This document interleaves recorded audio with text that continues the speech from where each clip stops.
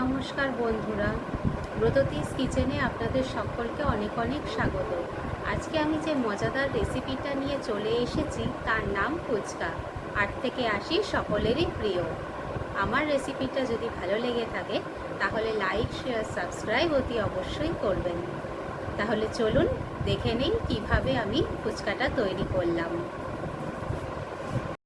ফুচকা তৈরির জন্য আমি এখানে 1 কাপ মতন সুজি নিয়ে নিয়েছি। ছোট কাপের 1 কাপ সুজি যথেষ্ট ফুচকা তৈরির জন্য। আমি একটা পাত্রের মধ্যে সুজিটাকে সুন্দর করে ঢেলে নিচ্ছি। দেখবেন যেন সুজিতে কোনো পোকা না থাকে। আমি এখানে 1 কাপ পরিমাণ আটা নিয়ে নিয়েছি। যে কাপের মধ্যে সুজি নিয়েছিলাম সেই কাপের পরিমাপেই আমি 1 কাপ আটা নিয়ে নিয়েছি। এবার আমি আটাটা একটা পাত্রের মধ্যে ঢেলে নেব। এখানে আমি আরও 1 কাপ আটা নিয়ে নিয়েছি ওই কাপেরই পরিমাপ করে। এখানে আমি আরও হাফ কাপ মতন আটা নিয়ে নিয়েছি। ফুচকা তৈরি করতে মোটামুটি 2.5 কাপ মতন আটা নিলেই যথেষ্ট। এখানে আমি জল দিয়ে সুজিটাকে মোটামুটি 20 মিনিট মতো ভিজিয়ে রাখবো, যাতে সুজিটা ফুলে ওঠে আর ফুচকা খুব সুন্দরভাবে ফুলতে থাকে।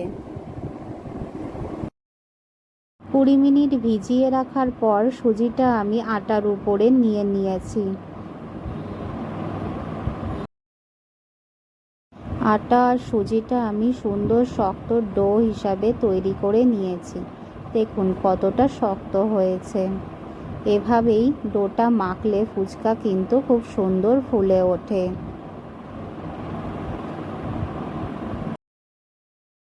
ওই ডোটা থেকে লেচি কেটে আমি এই সুন্দর করে একটা রুটির মতো বেলে নিয়েছি।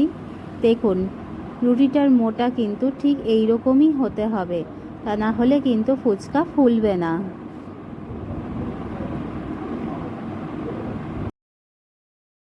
এবার আমি একটা গ্লাসের সাহায্যে সুন্দর করে ফুচকার লুচিগুলো কেটে নেব। দেখুন কত সুন্দর করে আমি লুচিগুলো কেটে নিয়েছি। এভাবে বাকিগুলোও আমি কেটে নেব।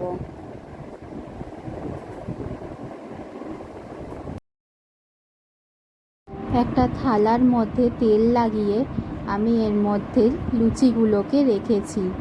এবার আমি এগুলোকে সুন্দর করে ভেজে নেব। একটা কড়াইতে সুন্দর করে তেল গরম করে আমি এর মধ্যে লুচিগুলোকে দিয়ে দিয়েছি। দেখুন কত সুন্দর করে লুচিগুলো ফুলছে। আমি আরেকখানা দিয়ে আপনাদেরকে দেখিয়ে দিচ্ছি যে লুচিগুলো কত সুন্দর ফুলছে। দেখুন দেওয়ার সাথে সাথেই কিন্তু ফুলতে শুরু করে দিয়েছে।